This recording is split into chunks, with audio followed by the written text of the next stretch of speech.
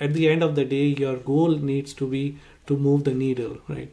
I think every data leader needs to be a change agent. At the end of the day, you want an impact out of the work that you have done. Welcome to the MindSpeaking podcast, where we talk about the human side of data. In other words, data, communication, and personal development. My name is Gilbert Eikelenboom. I'm driven by curiosity, and my aim is to spread insights that you can apply in your life starting today. So, let's do it. Let's start MindSpeaking. Today's guest is Gulrez Khan. He's the author of Drawing Data with Kids. It's a brand new book that was part of a Kickstarter campaign, and it has been quite successful. Gulrez Khan is the data science lead at PayPal, and in the past he worked for Microsoft for 8 years. And we talk about two topics mainly. So first of all, we talk about data storytelling, how to present your data in a story. But that's not all, because we also talked about kids. We talked about what we can learn from kids, how to raise your kids, and how to foster a mindset of curiosity instead of just giving them screens.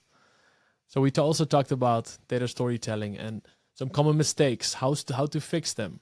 And if you're an introvert or not a big fan of speaking on stage or even talking about your work to others, he gives some tips how to get out of your comfort zone, how to build your own library of stories, and even A/B test your stories.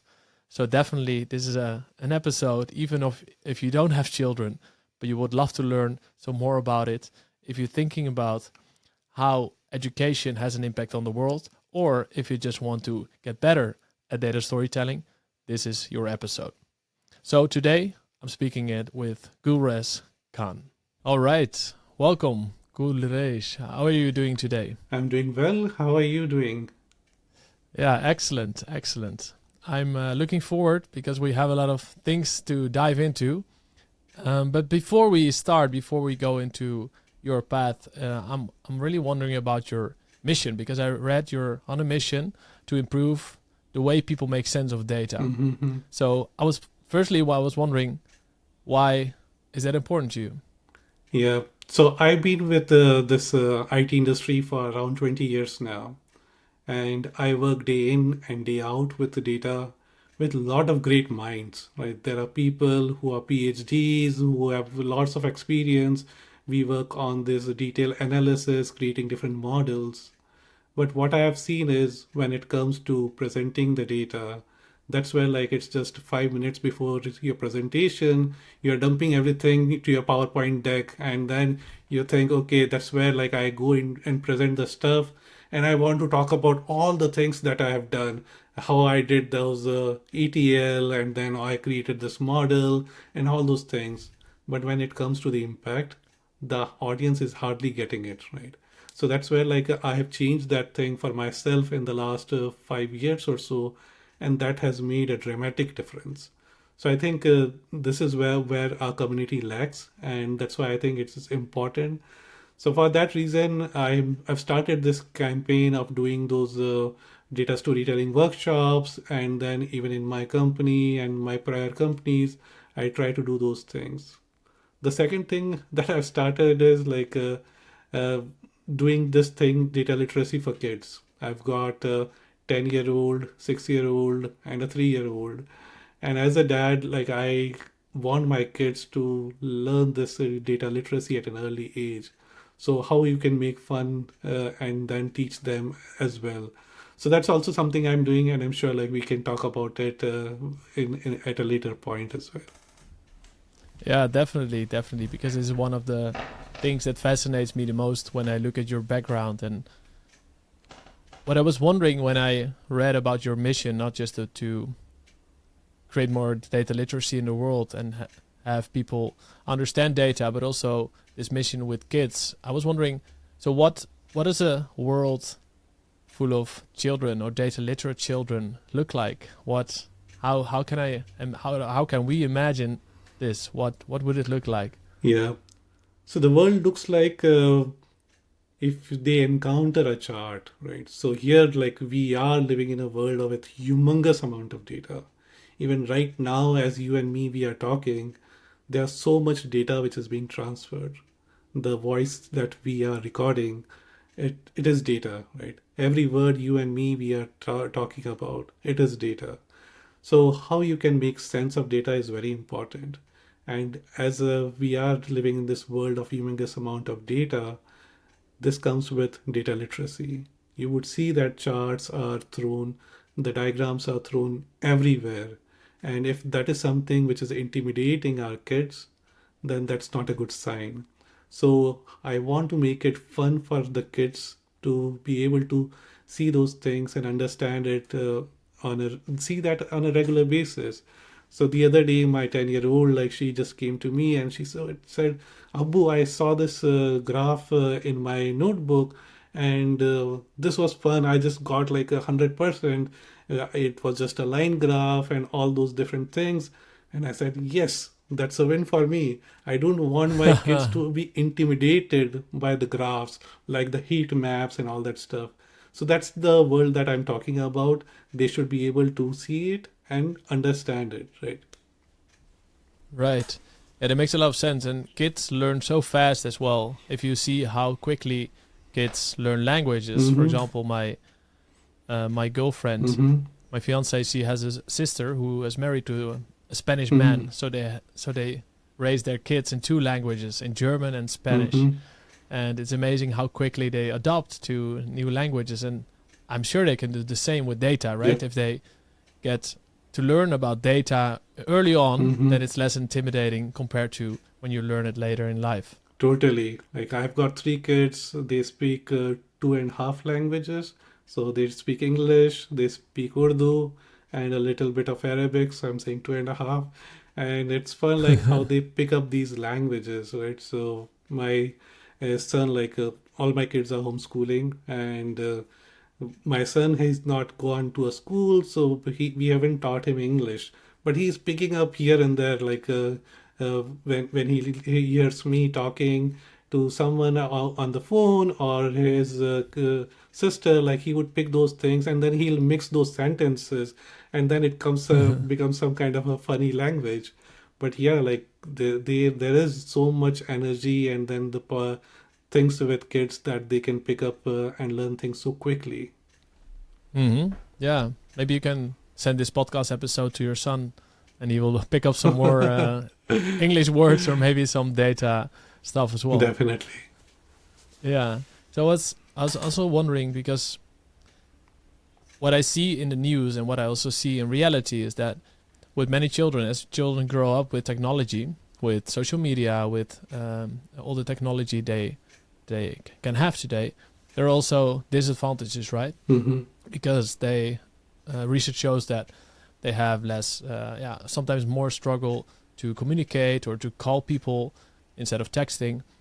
And do you see any parallels between creating a world which is more data literate and having more technology, or can they be separate? What are your thoughts on that? Yeah, I think that's a very good question. And as a mindful parent, right? So we try to avoid giving them screens. So my kids are homeschooling. We don't have a television at home, and yet I want them to be data literate. Now, how do we do that? So that's where like we you become creative, right? So we used to do this family exercise every weekend, every other weekend, where we would sit with the kids and we would draw something, right? So and kids would just love this, right? So I'm not teaching them anything, right? So they would just bring a pen and paper, and my son would say, Abu, draw something. And then I would draw, and then he will bring colors, and he'd say, okay, put this green color now. So I'm not teaching, but he comes and he enjoys me spending time with him and drawing stuff with him. Now I thought, okay, they enjoy this kind of thing. Let me see if I can turn this into a data visualization thing instead of just drawing, right? So that's where I come and I say, okay, we have created this tree, or can we do something with a bar graph, right? And they would look into this, okay, it makes sense. And then like they would look into the books, and we try talking about different things.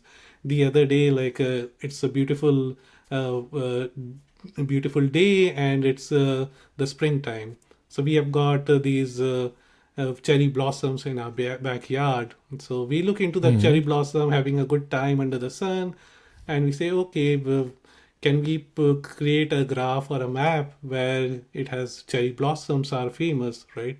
So I got a printout of the states of United States, and then every place which is famous for cherry blossom, we put one flower over there, right? That's a heat map for you, right?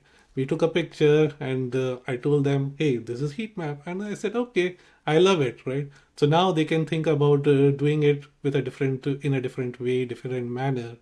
So going back to your question, technology will be there and it's all there, right?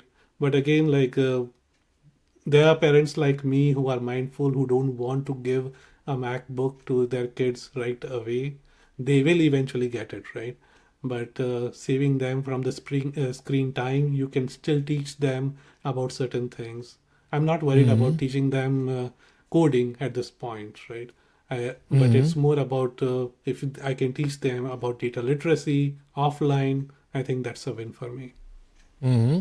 Yeah, I love how you combine those two, the data literacy and offline, because I can Hmm. imagine it's so tempting to, when you're busy and your kids Hmm. want some attention, to give them an iPad, because then Yeah, they're quiet for some time. yeah, yeah. So I guess it takes some discipline as a parent to, yeah, to stick to your ideas and your mission as a dad. Yeah.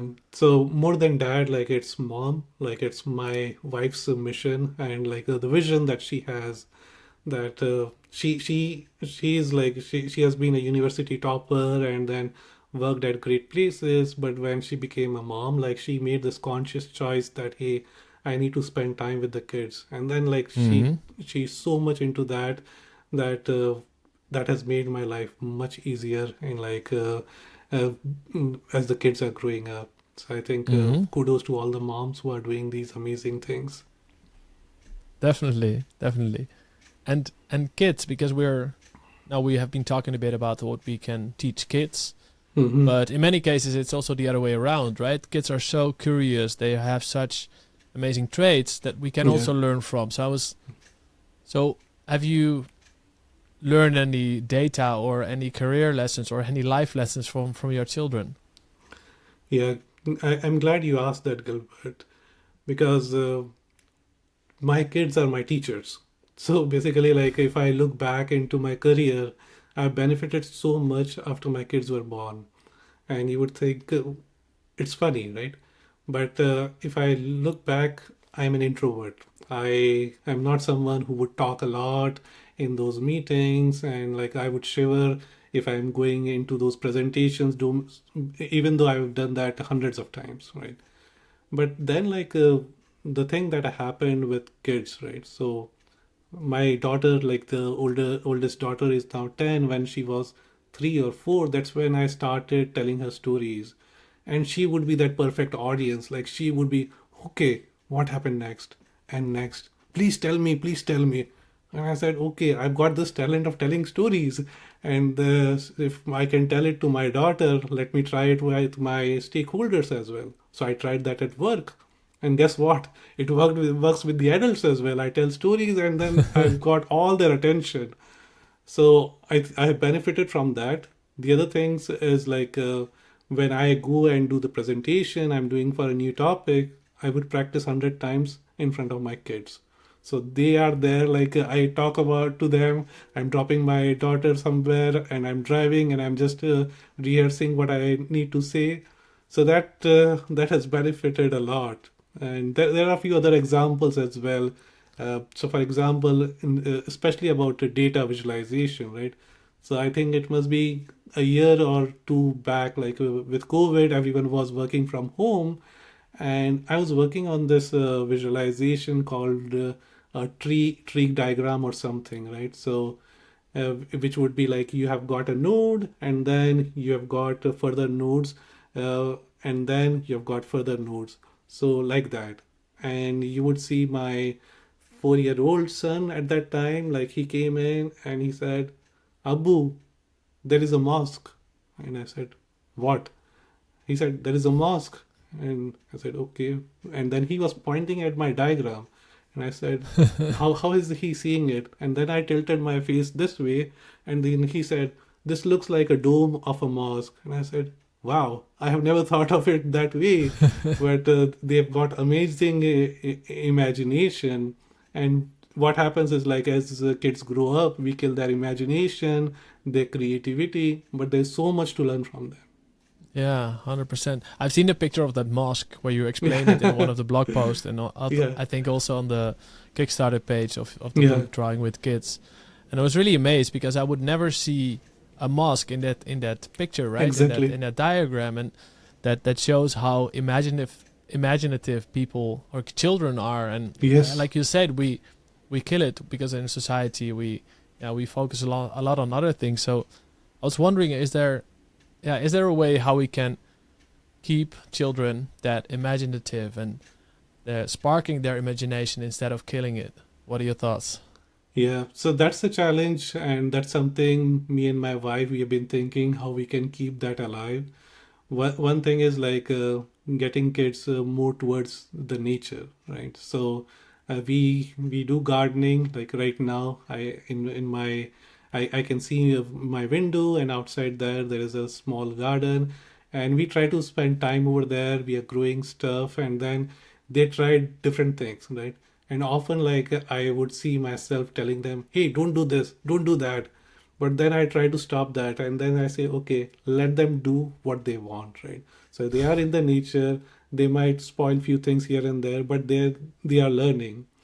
And then they do lots of experiments, right? So my son, like, the other day, he came to me, he sees this what do you call, like, iRobot or something, like, with this, like, mopping and other things which happens at our place.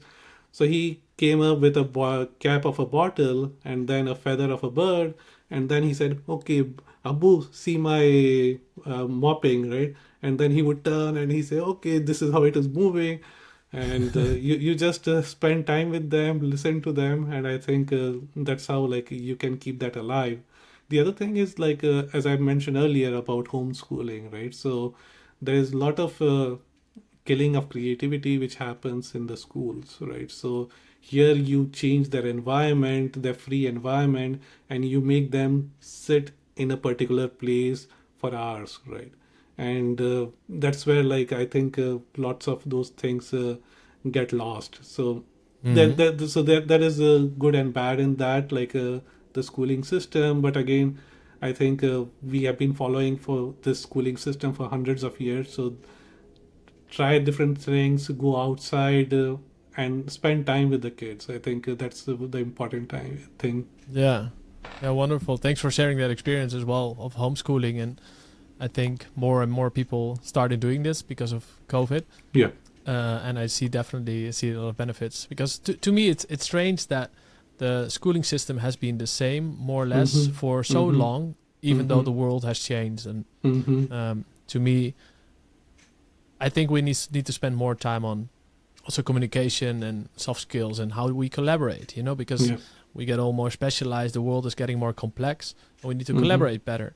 And if we Mhm. don't learn this, or not explicitly at least, of course we do learn by mistake in the playground, but I Right. think we can put way more emphasis on this part. So Mm-hmm.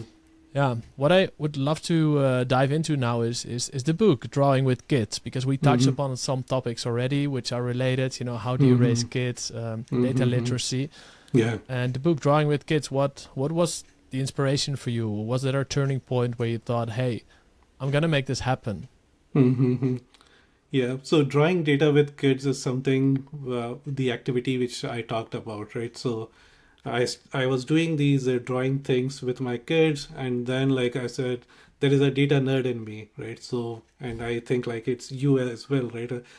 What I've been following about you, we Mm-hmm. think about the data, like, all the time, right? So I'm driving and I say, oh, I'll think, okay, this is how I can turn the raindrops into some kind of a visualization, and then, like, this all this data nerd that I am, right? So I always think about that. I'm a visual person, and then, like, when I was doing these drawing activities, I thought, okay, let's do some fun things with the kids and see if we can do some kind of a drawing of a visualization.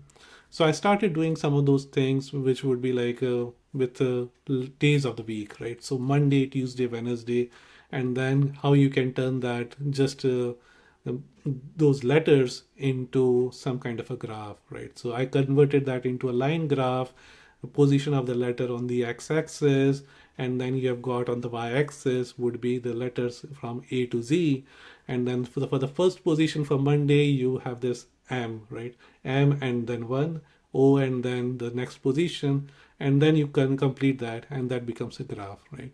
And that's how I teach my daughter that, hey, this is a line graph, and then that's similar to what you see for temperature changes for different places for different days, right? And I was doing those activities, and then like as you said, like it was COVID time, we were working from home. I shared few stuff at my office, and people really liked that, and we continued to do those things. I did one thing after the another, and then people started reaching out to me and then said, hey, can you teach it to my kids? And I said, "Oh, I'll be happy to do that." And one fine day we did a workshop, and there were a lot of people who were interested. They joined, and then I was talking to the kids, and they were drawing all these different visualizations, their timelines, and all those different things. And then like the other day I was reading one of the book of my 10-year-old about how it was being explained a particular topic, and I thought they don't have a book for data visualization or data literacy. And I asked my wife, maybe we should have a book. And that's where like someone says that if there's a book you don't see, write that book. So I said, okay, all right, let's see if I can make it happen. And that's how like I've been working on it for around 18 months now, and finally like happy to share that the book will be available pretty soon. And I hope like a lot of people get benefit out of it. And it's not a traditional book like a kind of covering the different curriculum type, right? So if you open a traditional book, you would say, okay, what is data, what these are the different types of charts, this is how you use it. This Mm-hmm. is more of a story book, right? So this is Right. me trying to get attention from the kids, and that's where like it's a story of me and my daughter, so a dad and a daughter. They talk about different things, they do different activities, and then the data nerd dad comes in and says, hey, let's create a graph of this activity that we were doing. And then the daughter would do that, and then at the end of each chapter there is a take home exercise where you can do the stuff that we talked about, and then next chapter another story, and like that we are covering that. Right. So it's very interactive. You're saying that every Mm-hmm. chapter there's something to do, um, and that seems to be very much aligned with kids. You know how they are. They read a little bit and then become active and apply what they've learned. And I Mm-hmm. love that you wrote it in a story as well. And I mean that goes along with your job as well, and how you like to present, right, with Mm-hmm. stories. Mm-hmm. Yeah, and I hope like we as a parent like spend time with the kids. Like when we give this book to the kids, I hope that the parent gets involved as well. They read the books with them, do those activities. So the other idea is not just to have them learn this new skill, but also increase that parent child bonding, right?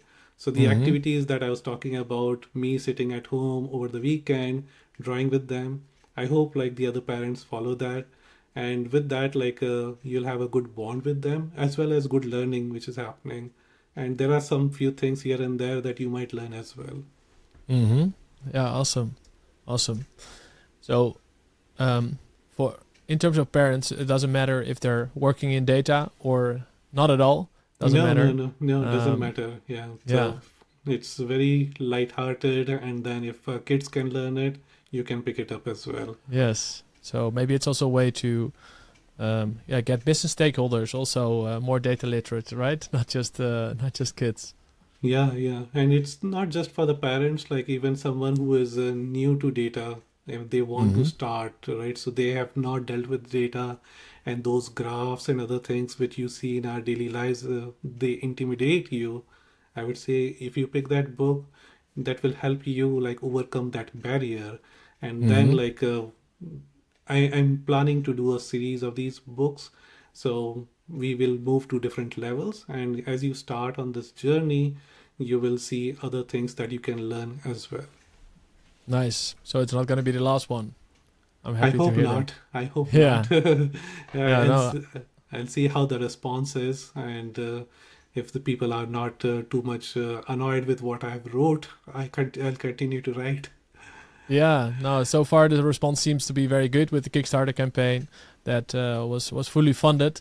So I'm looking forward to those next steps. And what we have briefly discussed is about stories and presenting data in a story, presenting stories in general. If we look at data presentation, because you have been a data science lead at Yeah. big companies, what are some of the frequent mistakes that you see in data presentations or when people present their insights or their dashboard? Yeah, I think we are living in a very exciting time these years, Gilbert. So if you see, right, prior years, it will be very difficult for someone to kind of make a graph. But now with the tools like Tableau, Power BI, Click, what has happened is we have made it very easy for people to create graphs, right? And Excel as well, right? So with that, there is also a problem. The problem is people can drag and drop things, and it can create a mess, right? For for a person like me who attends 4 or 5 meetings on a daily basis, you come in at 4 p.m. and you are presenting this dashboard where there are number of colors, there are so many things out there, and you are trying to get an attention from me. And I also have my phone where I'm getting WhatsApp messages from my wife and some funny things from my friends. How do you get my attention, right? So to get my attention, to get the most of the 2 minutes that you get, you need to be like you need to be aware of how you use the colors, how you use the different real estate that you have got in your dashboard.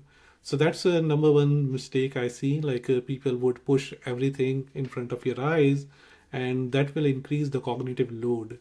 Right now, as I'm looking into your screen, I see mind speaking, right, at the background, and I can see, okay, that's where like I can focus. And otherwise, let's say you had the colorful background and all that stuff, there would be hardly anything I can focus on. And then I'm getting a buzz from my phone, and I'm getting all the attention is lost. So that's one thing which I think people should avoid. Then there are other things, right? So we talk specifically about data presentations, but again, everything starts with a human connection. So when you go into a room and someone who has been in those meetings for last 5 hours, if I talk about all those jargons, you'll get bored. But before that, before doing anything, I'm telling you a story. I'm telling a story of what happened last evening when my son was crying a lot in the supermarket. So now, as I started with that, it gets you hearing me that, hey, this guy is talking something different from the regular jargons that I've been hearing in the last 4 hours. And that's where I get your attention. And then I try to do a parallel between that supermarket thing of my son and then the work that we are doing. So now there is a connection, right? So the first 2 minutes I got your attention, and now you start liking me. So now you start liking me, then I try to present the numbers. But even when I'm presenting the numbers, I don't want your attention to go down. So that's when I use those reduce the cognitive load on your eyes. I want you to focus on just these numbers. What are we doing with it? And what are my recommendation? So these are few things. I think you know like it takes a lot of time. Like I do workshops which goes for a whole day on these topics. So there are a lot of things that we can do and improve when we tell stories with data.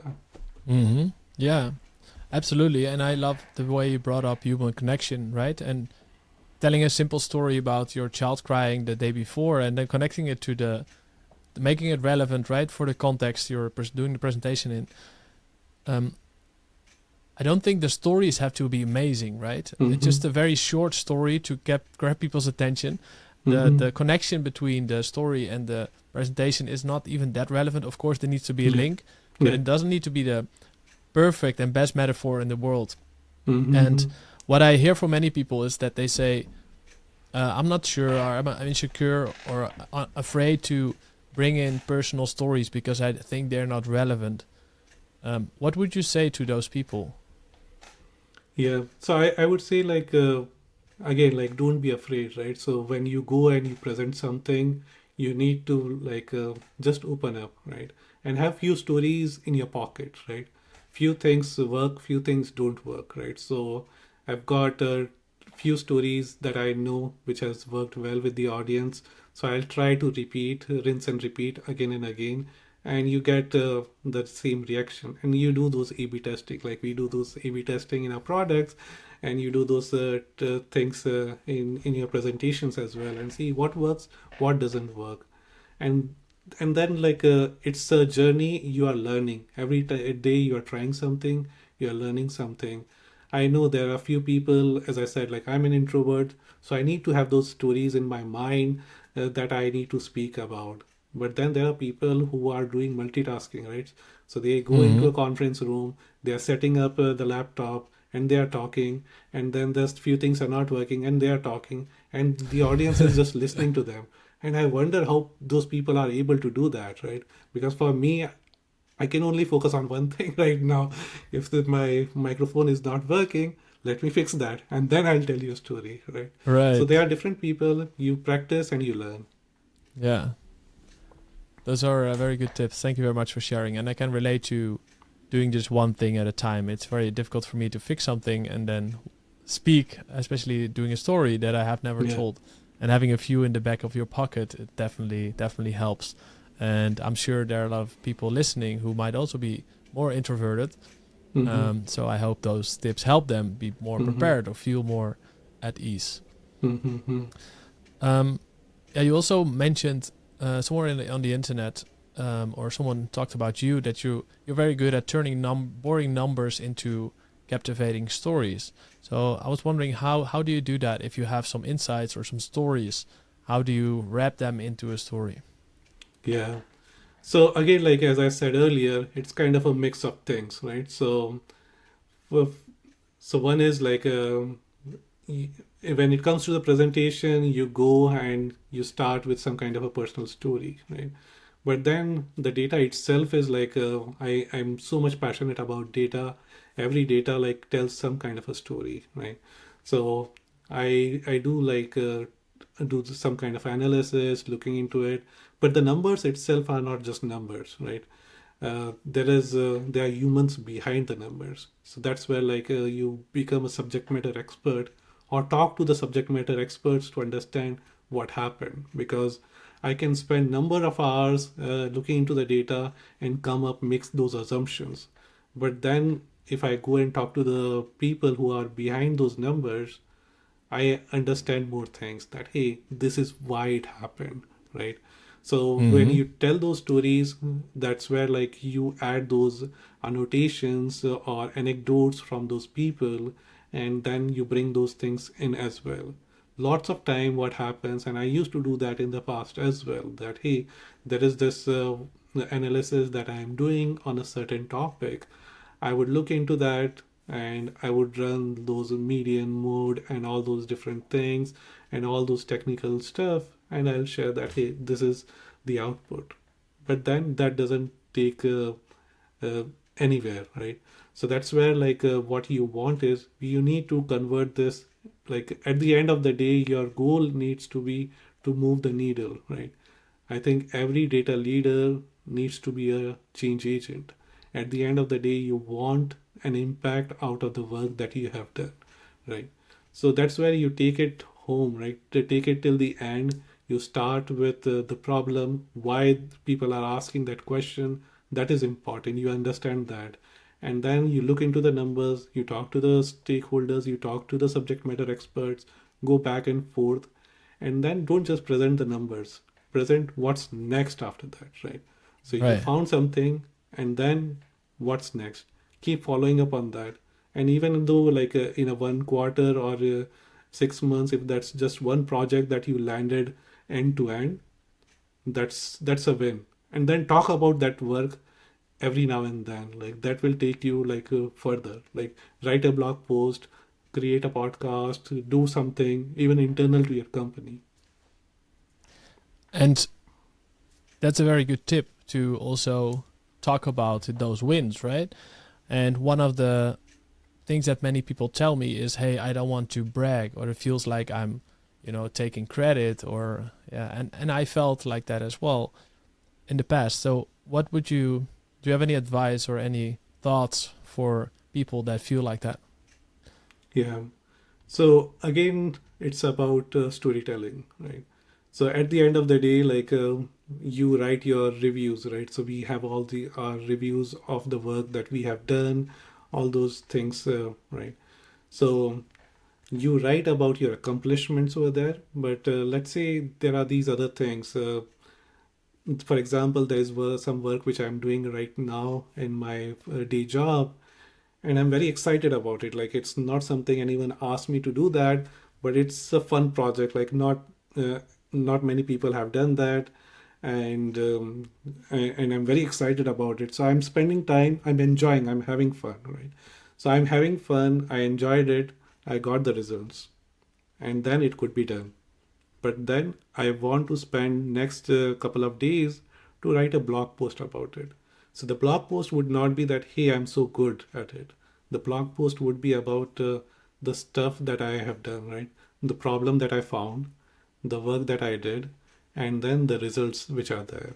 And then, like, this is not bragging, right? So this is about just a kind of a work that you have done, and then you send it out at multiple platforms. So go over there, like, if there are any talks that are happening, go there, talk about the work you have done. So you're not bragging anything, it's just about talking about the work you're doing, and that will take you to other places. Mm-hmm. Yeah, 100%. And I also see a benefit for the audience, right? Because the audience learns about new methods or new ways how data can impact their Mm-hmm. organization. And Yeah. if it's data scientists you're talking to, they might learn how to do it themselves. Mm-hmm. And if there are business stakeholders in the audience or who read the blog post, they might also be inspired and learn something about data, about the possibilities, and thereby also contributing to this data literacy spreading in the organization or in the world. And Mm-hmm. so that way you can also contribute. And I think that's so that the way you framed it is a good way to look at it. Instead of bragging, you're also helping other people. You're just talking about your work. Yeah. And Gilbert, I saw this visual. Like, as I said earlier, I'm a very visual person, and a lot of time you would think, hear people talking about that. Hey, he's very lucky, or she's very lucky to be doing this, right? And then, like, the visual that I saw was that you can increase the surface area of your lug, right? How do you increase the surface area of your lug? You do that by talking about the work that you have done, right? So if you're just doing, and then the chances of you getting lucky, it's a small circle, right? But then if you want to increase the surface area of your lug, do and talk, do and talk, right? So do the work and talk about what you have done. So that's where, like, don't do multiple 10 things or 100 things. Do one thing, do it well, and then communicate and communicate and communicate.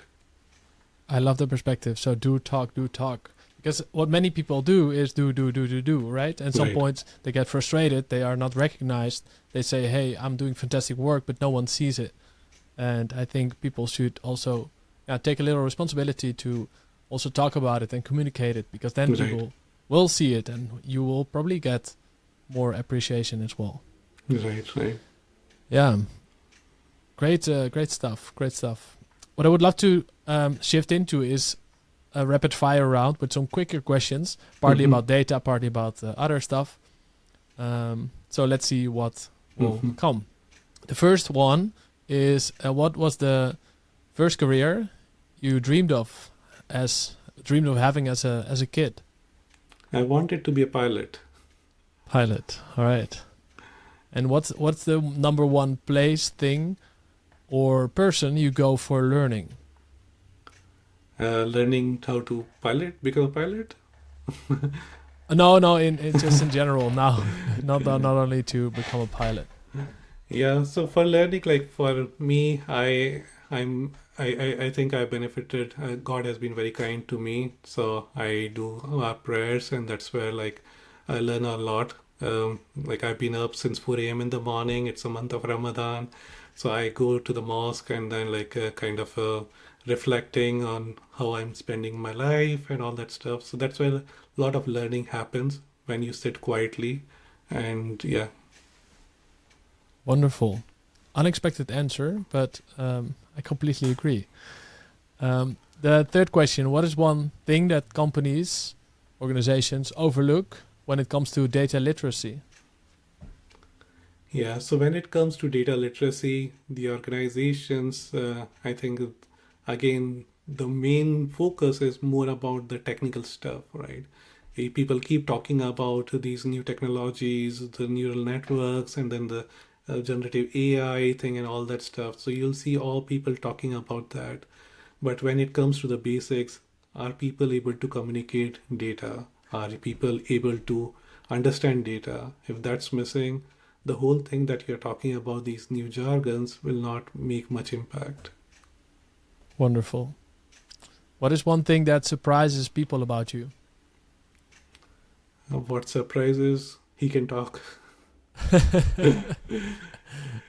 The reason I'm saying this is because, as I said, I'm an introvert person. I don't talk a lot, and as a kid, I was a very shy person. And my schoolmates, like if they hear me talking, they would say, "Okay, what happened to this guy?" Right. And what made you? Because that's maybe a longer question, but what made you shift, or what made you help come out of your comfort zone, or talk more, or feel more confident in social Yeah, situations? yeah. So I think there are lots of things, right? So as a person grows up, like the environment which he has been grown up, like that's where like those things play a key role into how you become as a person. And then like there are different paths, right? So if you start like visually, like if you can imagine, right? So you start here at one node, and then you go to like there could be one, two, three, four different paths. You chose one path, and then it leads to some other paths, right? So there are these different nodes which are connecting. And for me, like that's what happened. Like as I was telling, my daughter, she enjoyed me listening to my stories. And then I was at work. I saw this great presenter called I'm forgetting his name, James Whitaker in Microsoft. Like he is an amazing speaker. I would say just check it out. But he is an extrovert. Like he tells stories in a different format. So I attended one of his session. I was amazed, and I said, okay, I cannot do it. I attended another session. He was repeating those session, and I was learning new things every time I was attending his session. I was attended his third session. This time I was looking at how he's moving in the stage. And then I was still thinking I cannot do it. And then he brought another speaker called Dr. Michelle Dickinson. And she's from New Zealand. I think she's a doctor, and she came to the stage and she was talking about how her palms are sweating. So she was talking about how her palms were sweating, how is she shivering right now in front of the stage, and she gave a fantastic presentation, right? And then that's where I believe that hey, she was an introvert, and if she can do it with her palms sweating and then shivering, I can do that as well. So that gave me a confidence, and then that's where I tried going to this another node, which is going and presenting to a data club at Microsoft, right? So they called it as a data club. I presented, and my key metric over that time was like no one in the audience should go like while I'm speaking. They should not leave in between. And no one went, right? And after that presentation, like lots of people, like they emailed me, that was the fantastic presentation, and there was a lot of passion. And that led to another presentations. People started calling me at different places, and that gave me confidence. And I said, okay, it works. So again, like I said, God has been very kind to me to put me in these different situations, and then I keep learning from that. Yeah, and that opens new opportunities, right? Exactly. That's something you mentioned also before the call, that you're wondering what could be coming next, because always one thing leads to the next and we cannot really predict, and that's also Yeah. not required. But Yeah. that is what happens when we keep on learning and dare to, step in. Yeah. So I would totally say, like, for your audience out here who's listening, take that first step. Don't afraid like what would happen. There is always a new step which is waiting for you and which will connect you. If you are thinking to start a new career, go and take that. If you're talking about doing a podcast, go and do that. Write a book, go do that and see what happens. For me, like this book thing happened with some activity for my kids, then doing a workshop for the kids, sharing it online and people appreciating, and now writing a book. And I don't know where it will take me, but I'm happy with where I am so far. Yeah, I'm curious where it's gonna take you, and I'm very positive that it will lead to new opportunities and new nice places and a lot of impact.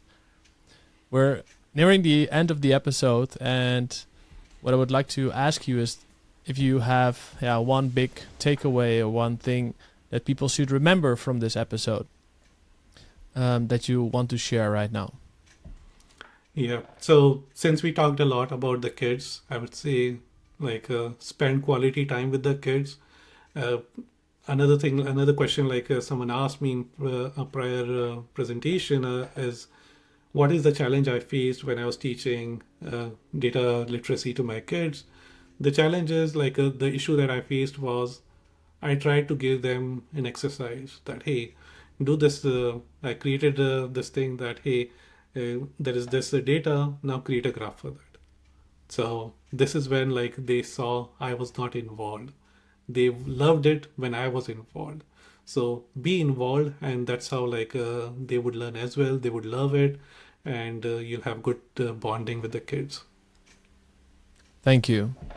And where can people find you and your work and your book, Drawing with Kids? Yeah, so drawing data with kids, people will be able to find it on Amazon, and people can follow me on LinkedIn. You search Gulrez Khan. Right now, I work as a data science leader at PayPal, so you see me over there. So you can follow me over there, and if you find it appropriate, again, like if you don't like it, that's okay. And then I also write a newsletter which is published every few weeks on LinkedIn. So you can follow that to see my journey of how I'm teaching data literacy to the kids. Yeah, fantastic. Thank you very much for sharing that. I would recommend everyone to connect with you, follow your work, get the book Drawing Data with Kids. And I really enjoyed speaking today because not only have you shared some really good tips about how to present data, how to convert your numbers into a story, but also a bit broader topics like how do you raise kids, right? How do you make sure they keep an open mind, they keep their curiosity? Because if we do that, I think that will lead to a better world, not only to more data literacy in organizations and in the world, but also better connections between people and better connections between the parent and the child. So thank you very much for all the work you're doing to contribute to those amazing goals. Thank you so much for having me, Gilbert. I'm grateful for the time that you have given me and look forward to being connected. Yeah, me too. Thank you very much again, and enjoy the rest of your day. Thank you. Do you want people to listen to your data and increase your business impact? Then take my free email course or do the quick self-test of your data communication skills. Go to mindspeaking.com and start learning today.